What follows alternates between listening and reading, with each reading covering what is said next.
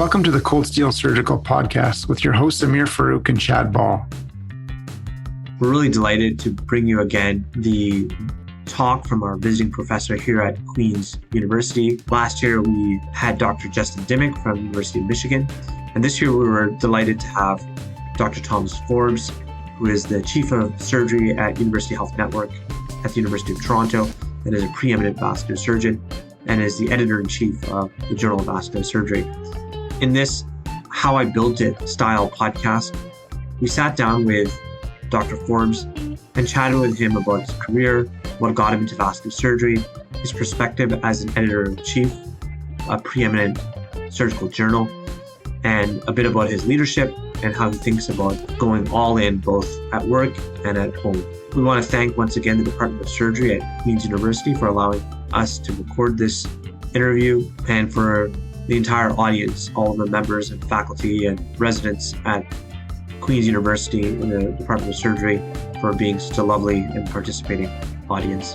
I'd also really like to take this time to thank all of our listeners. You've been such a wonderful, faithful audience listening to us throughout the years, and we really appreciate your listenership, your ongoing support. It just gives us even more joy and impetus and energy to keep making the podcast and keep bringing on fabulous guests and keep us motivated to explore what it means to be a surgeon.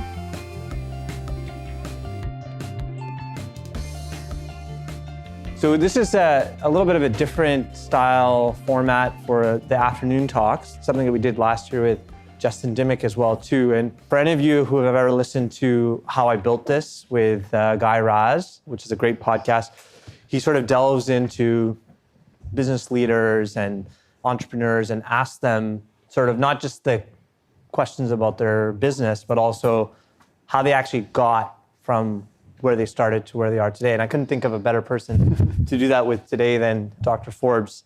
The idea today, of course, is to try to delve in and understand how someone becomes a surgical giant and a surgical pioneer, and maybe hear a little bit about the ups and downs of their journey. Hear all my mistakes. Yeah, there you go. I'm sure you have so many. Which you need a couple of hours. Yeah. Well, we all know that you're a native Ontarian. So you can tell us a little bit about maybe where you grew up and what your childhood was like. Well, my first memory, so grew up in suburban Toronto. Was blessed with a lot of advantages. Had a professional household. My dad was a lawyer. My mom was a nurse until she started having kids, and then she was a stay-at-home mom. So started off obviously with some advantages there. I'm the oldest of four kids. Went to high school in the West End of Toronto. It's a pretty typical upbringing. Played a lot of sports. Didn't have any doctors or medicine people in my family, but broke a lot of bones growing up. So during high school, I thought I wanted to be an orthopedic surgeon because my only contact with doctors was orthopedic surgeons who put plates in my ankle and then my wrist and different things like that. So that was my exposure to medicine. In high school, doing okay in high school, but really didn't know what I wanted to do. So I remember doing they put us through these aptitude tests. I don't know if they still do these, and they would give you a choice as to what you would want to do. And they'd say, would you rather, be outside on a beautiful day like this, or would you rather be inside researching a project? And I'd say, well, I'm going to be honest, I'd rather be outside. So what came out of that aptitude test was that I should be a farmer.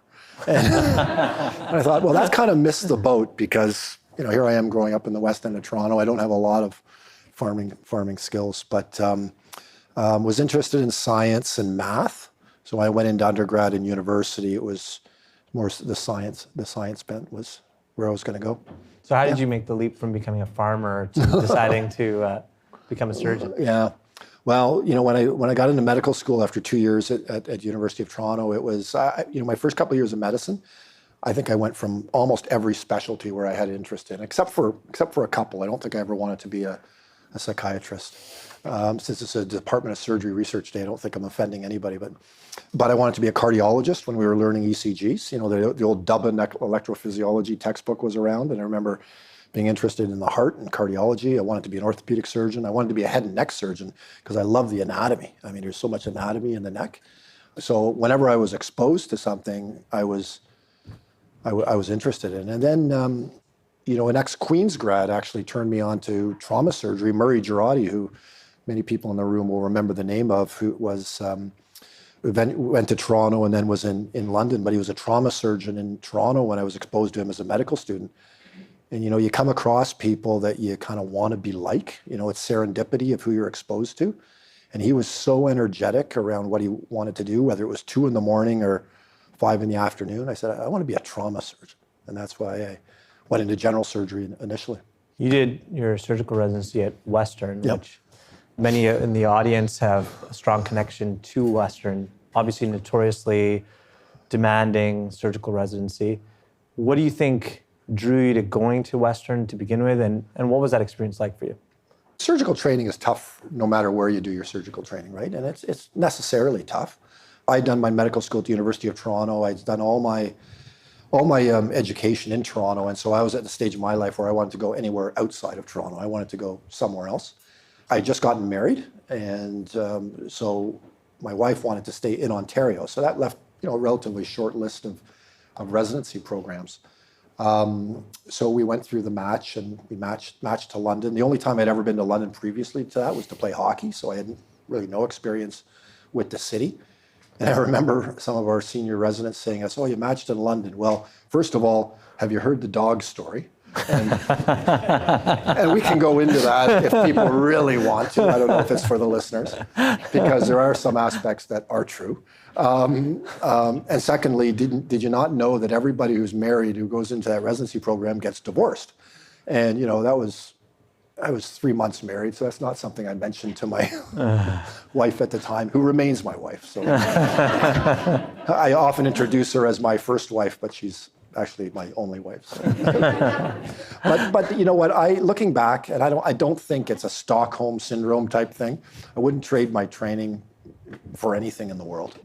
It was small training programs, so everybody was treated equally well or equally poorly. There were no favorites in the program. You did all the rotations in the city.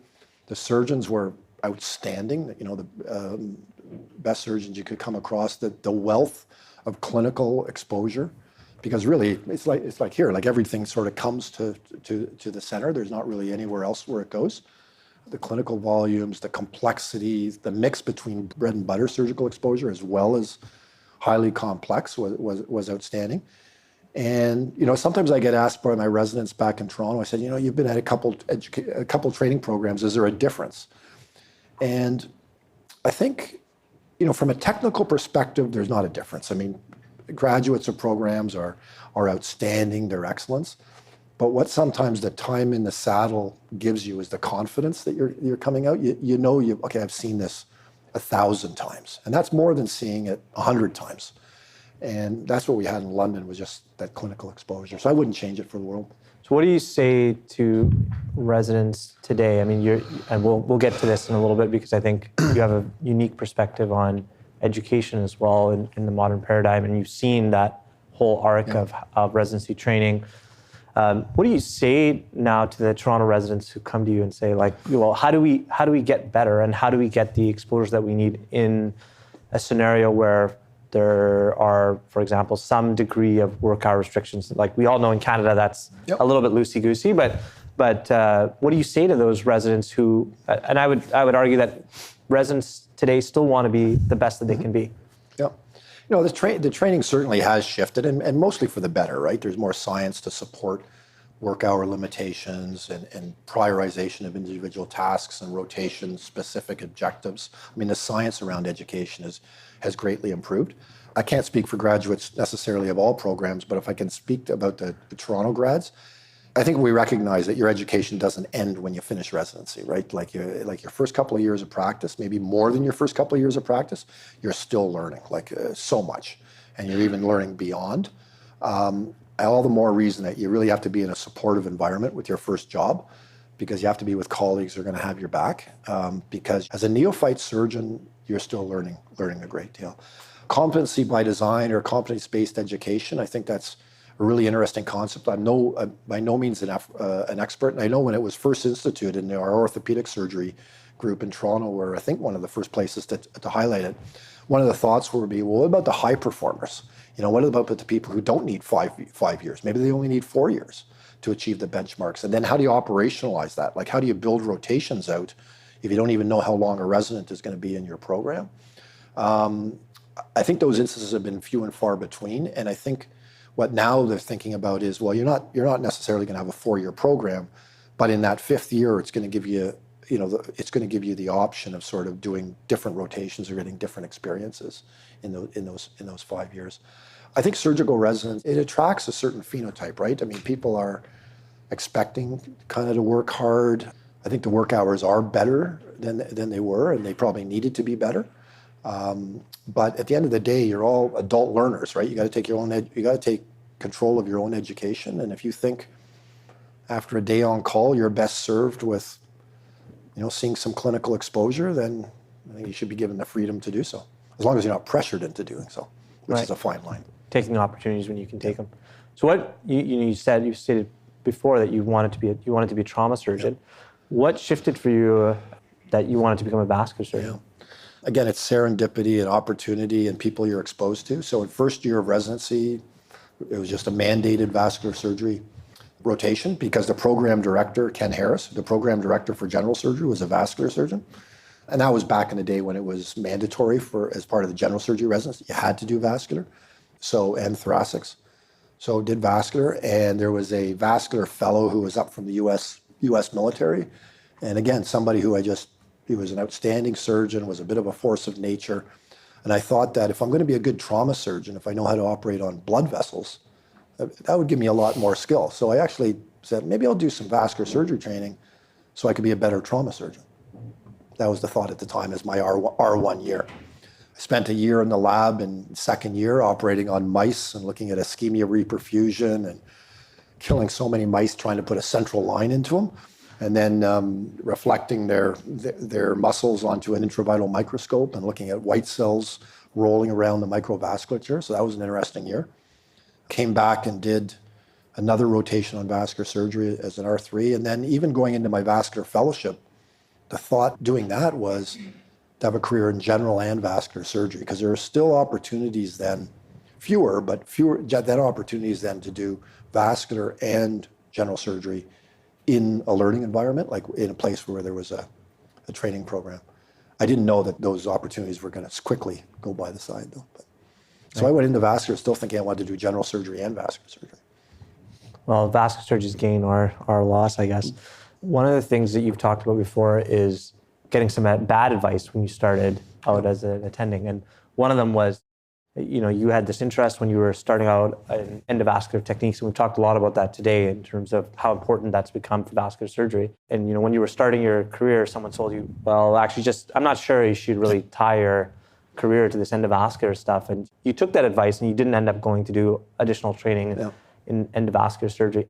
I'm a new attending myself, so I'm interested in how people make decisions about what they're going to do for the rest of their career. And in some ways, there's some chance involved and there's some foresight. How did you sort of view that moment in your career, deciding to just go straight into clinical practice versus going on to do more training? And this, the long list of mistakes I made, I'll put this on one of my mistakes now. So what I did, just for people in the room that don't know, I finished my training in vascular surgery in London, and then there was an opportunity for a job. And so one day I was the fellow on call, and then the next day you're the consultant on call. And it's imagine yourself doing that, where all of a sudden your relationship with your colleagues, the nurses in the OR, everything is suddenly different or not different. And so I know when we're hiring a surgeon now, even if it's somebody from our own training program, always make sure they go away for some period of time, even if it's not really, often it's for skill development. Look, get some additional skills to come back, make us better, bring us back something. But even separate from that, it's that personal maturation process. And then when you come back, you're seen as a bit of an outsider as well. And it's just people are comfortable with you, but not as comfortable with you, and now see you as a consultant surgeon. So I have some difficulty with that, not a great deal. Right at the end of my fellowship was endovascular aortic work was just starting. And so I had an exposure during my fellowship to a couple of cases, and there were a couple of places around the world that were really the leaders, the Royal Prince Alfred in Sydney, UCSF, maybe a couple of others, but they were far from Canada.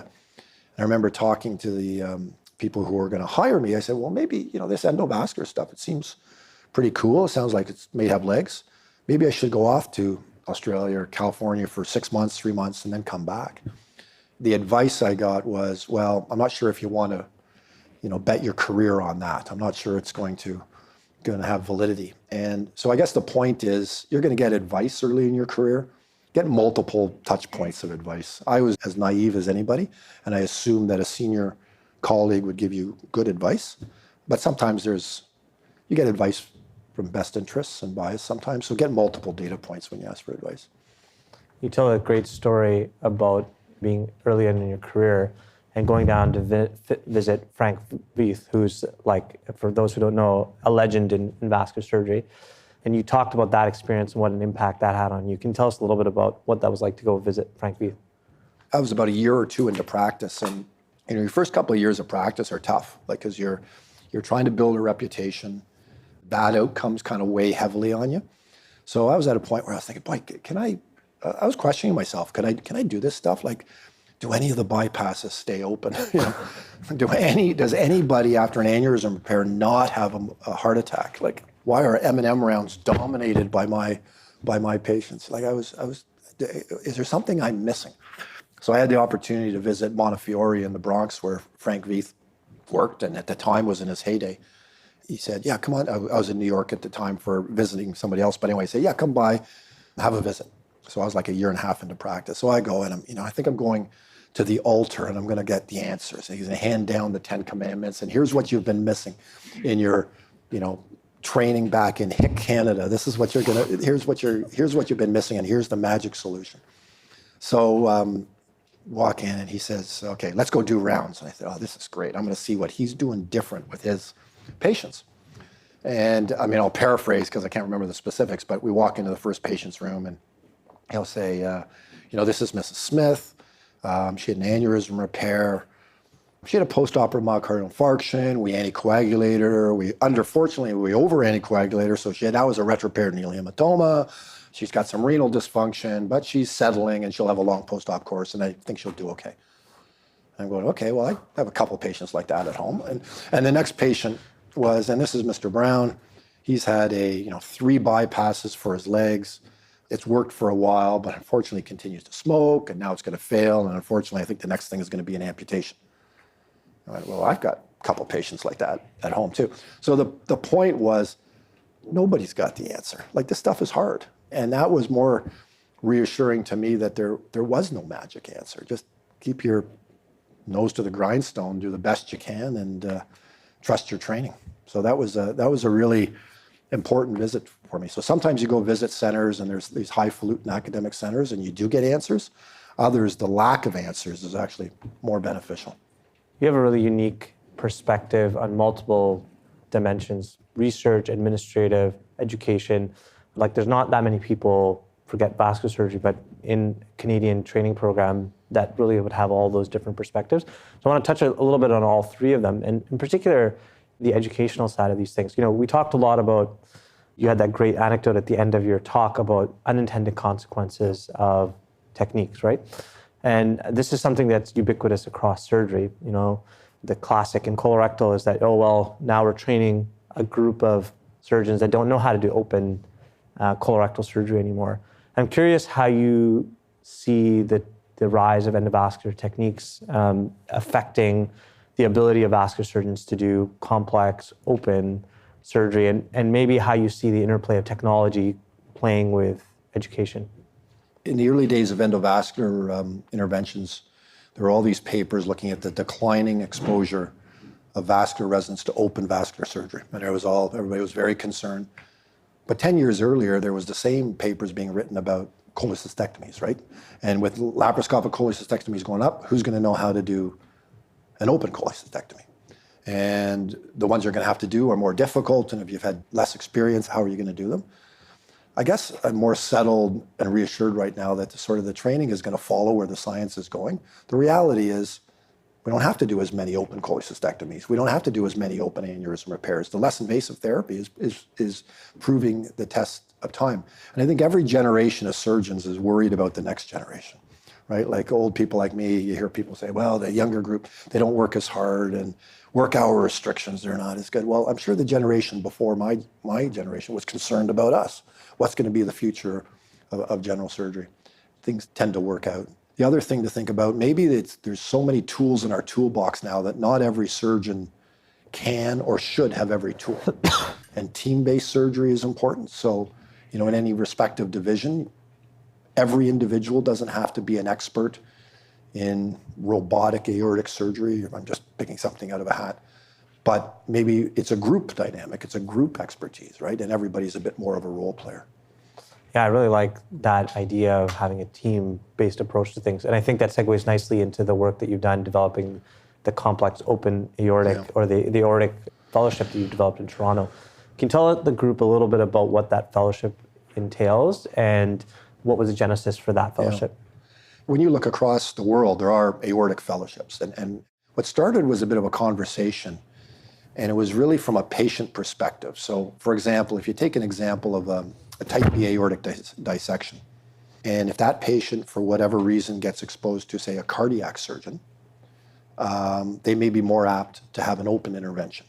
And that may be the right choice for them, but it might not be. If that same patient went to a vascular surgeon back in the day, they'd probably be more apt, if they were to have an intervention, to have an endovascular intervention. And again, that might be the right solution, but might not be either. So it was based on the premise that maybe patients aren't getting a discussion or assessment for the most appropriate therapy. And the thing that was driving the choice of therapy was the expertise of the surgeon. If at the end of the day, it's almost like one of these problems where you look at the solution and then figure out how to work towards it. So he said, if you could have a phenotype of a surgeon that was trained in both, not that that surgeon is going to do both equally well, but at least can work in a team dynamic, how could we arrive at that? And that meant vascular surgeons training cardiac surgeons to do some endovascular techniques, and cardiac surgeons training vascular surgeons to do some central repair. So can you convince your colleagues that that's a good idea, right? So that was the next step. So I invited all the division heads in Toronto, because this was going to be a 3-hospital thing, division heads in vascular and cardiac surgery, and some other key individuals. And we went out for dinner, and I bought them some nice food and some nice wine. And I said, can we agree that the end result is a good idea? Like, can we at least agree that this is something that would be a good idea to work towards? And they said, give them credit, they did. And then we started looking at the building blocks towards that. So to give people a bit of an idea, so it's a 2-year Advanced Aortic Surgery Fellowship for endo and open, for complex aortic therapy. And you combine some research as well. And the curriculum is based on what the background is. So for example, if somebody is a cardiac surgeon background, they're trained in cardiac surgery, they've had less exposure to some of the endovascular techniques. So their first couple of rotations are really as a mid-level corollary of a vascular surgery resident to learn some basic techniques, to learn how to do an infrarenal EVAR. Not that they're ever going to do that in practice, but the skills are transferable.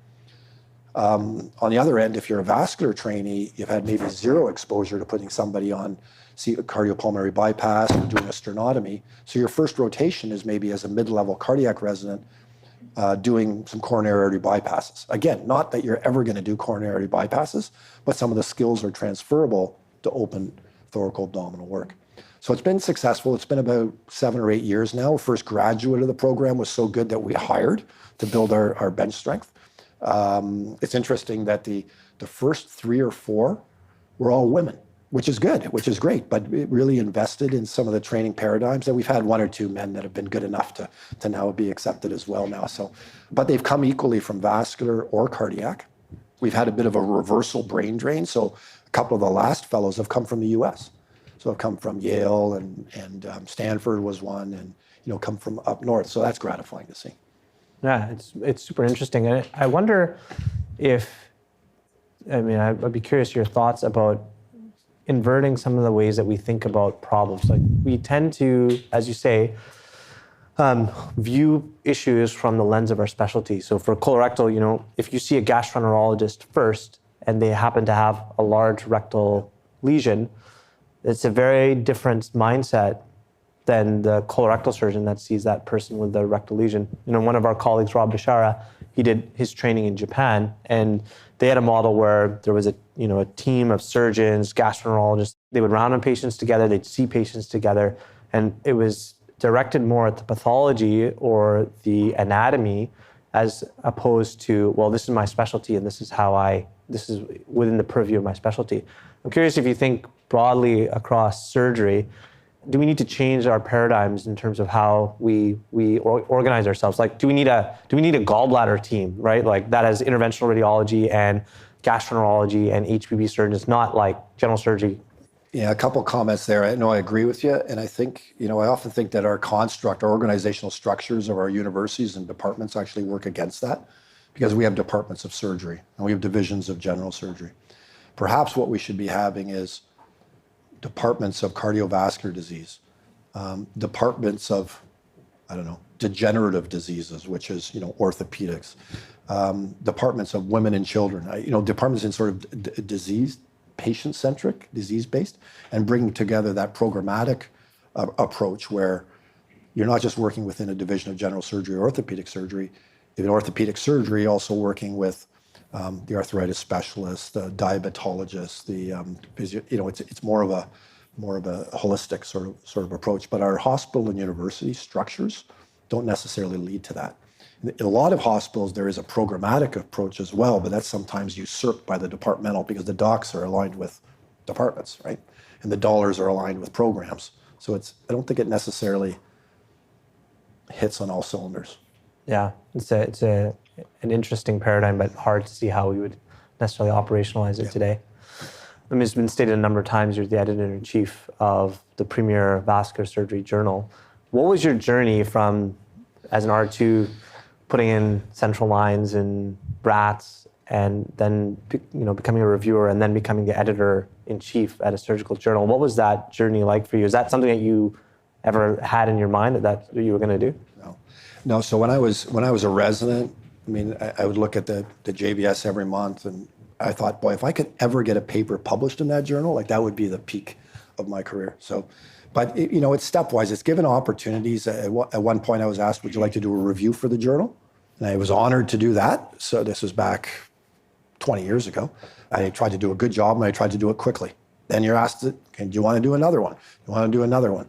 And I guess one of my faults is you just don't say no, right? Like I just keep, and I kept doing it, and then another opportunity just comes up to move up the ladder. Okay, you want to be an assistant editor for review papers, there's not a lot of glory in that. Like at that time, there weren't review papers that were being submitted to the journal ad hoc. You had to go out and ask people.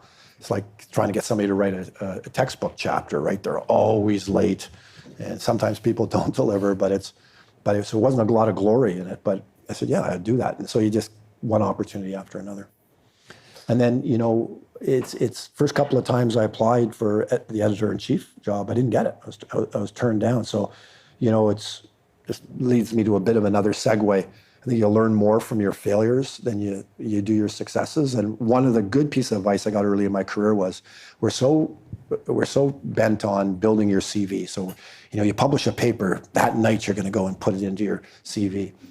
Have your CV of failures.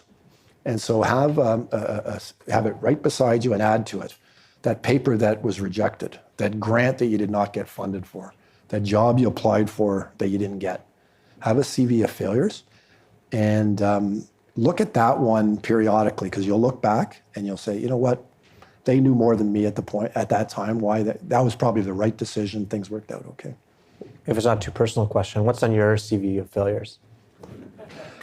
There's a lot. There's like I just said, papers, grants, and jobs.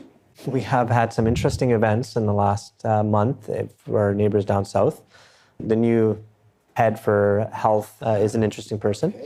What do you think, as someone who's an editor-in-chief of a surgical journal, about the peer review process? It's increasingly more challenging to get peer reviewers to come and spend their time, I would argue. We have things like ChatGPT now making their way into both the author side and the reviewer side.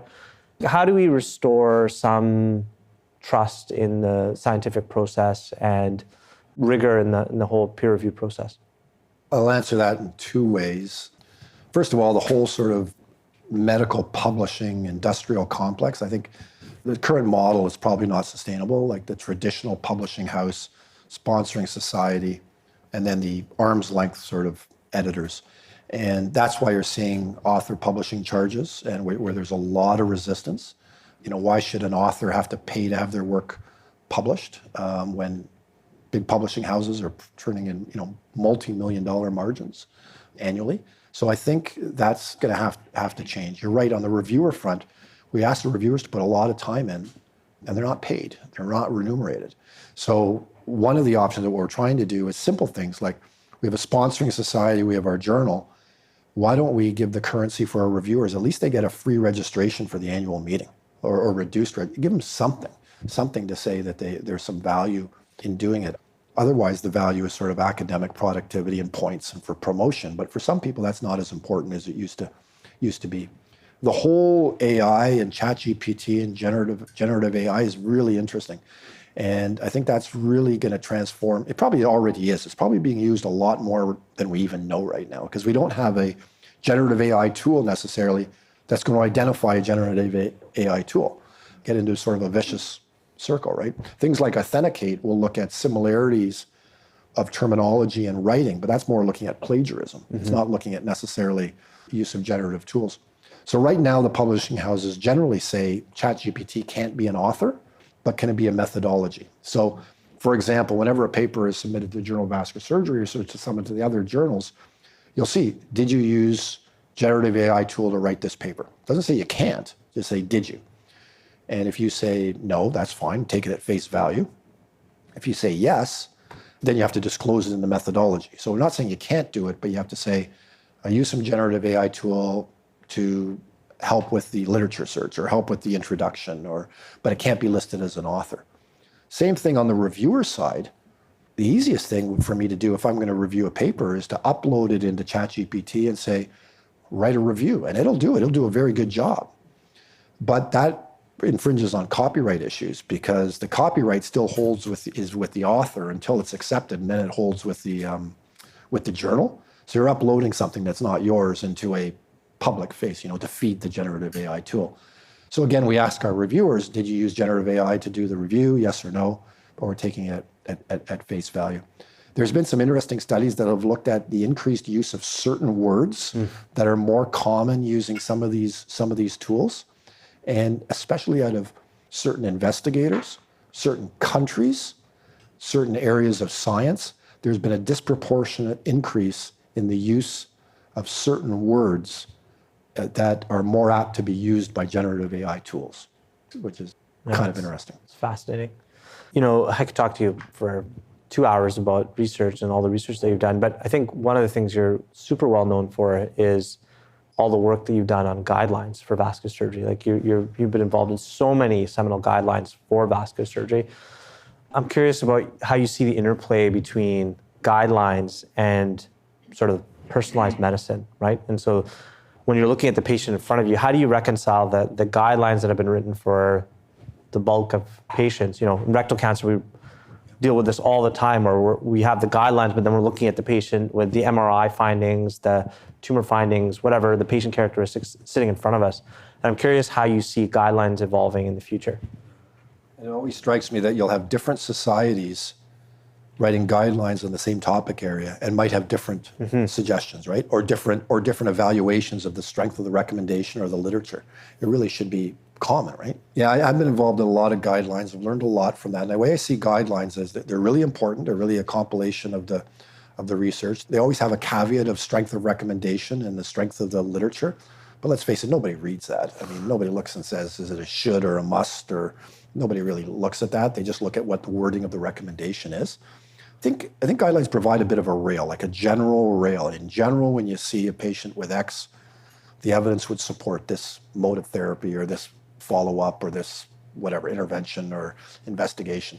I know in vascular surgery, there's a lot of work being done now in appropriate use criteria, and I don't know how much of it is being done in your area, but that gets a bit more into specific scenarios. And it sort of is, should this be done seldom or always? It gets into that individual case scenario, so you can build out your guidelines and have specific scenarios and look at the spectrum of care. So I think it's one piece.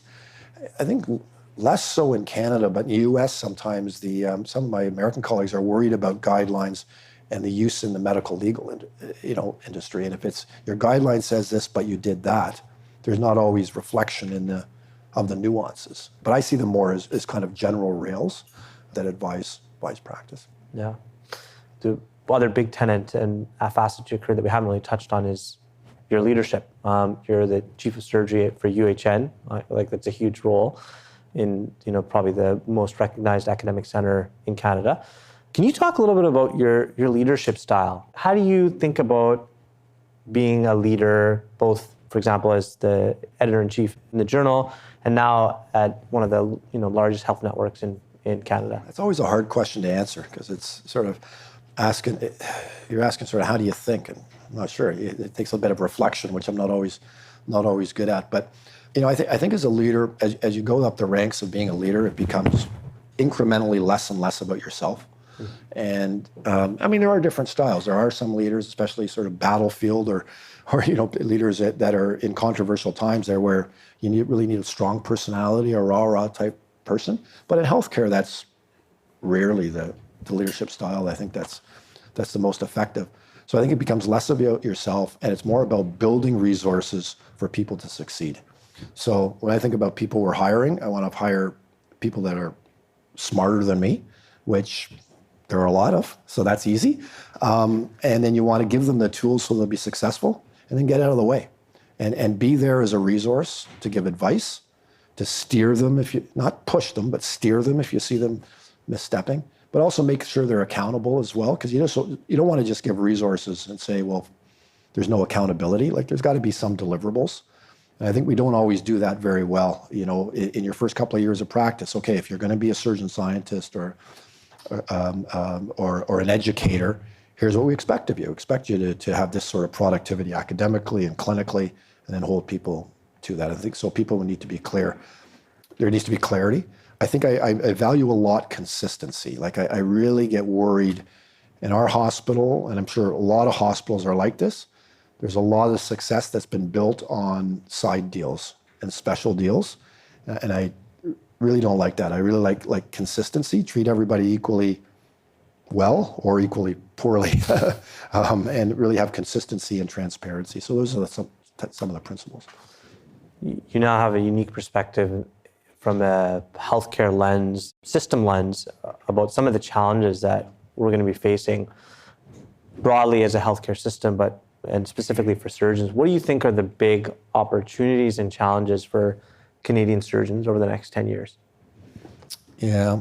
We were talking about this morning. I worry a little bit about our ability to keep up with some of the innovation and the innovative practices.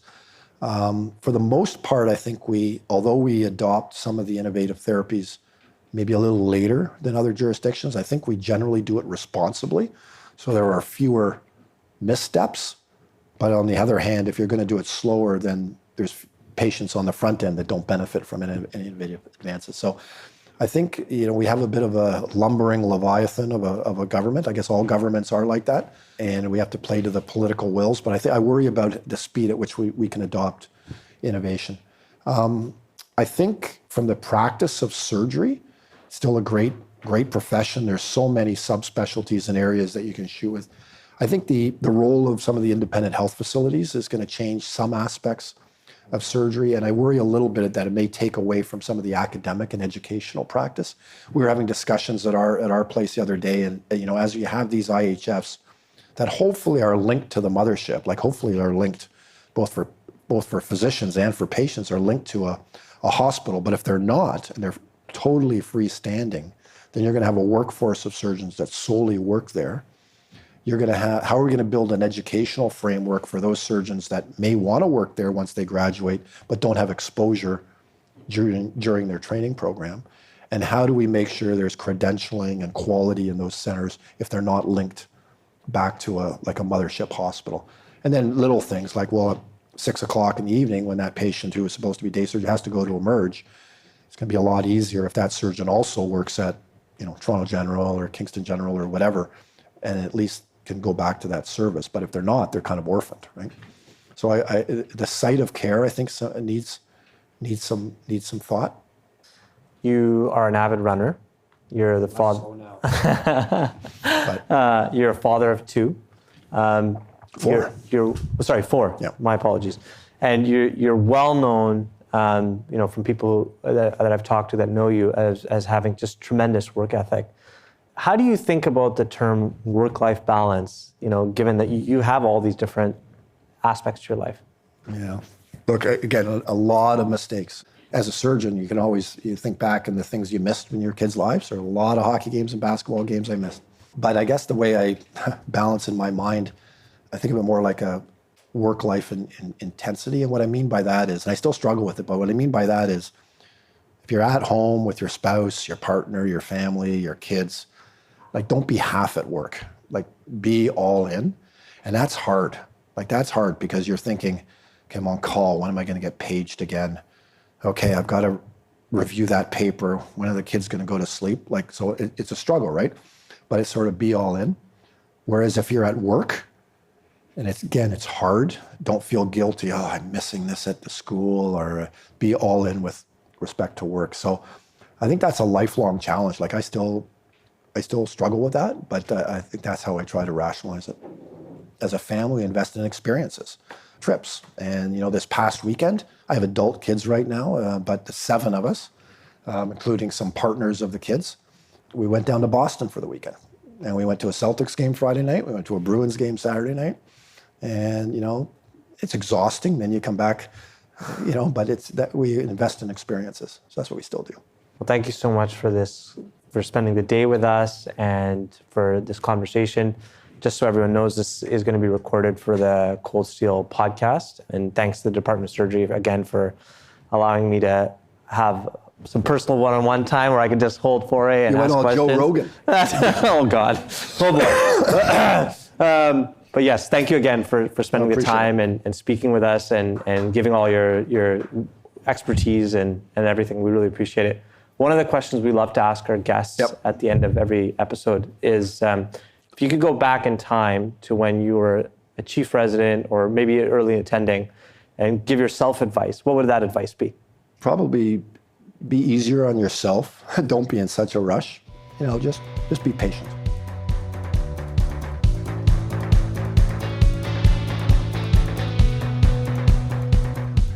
You've been listening to Cold Steel, the official podcast of the Canadian Journal of Surgery. If you have comments or questions, please email us at podcast.cjs@gmail.com. Thanks for listening.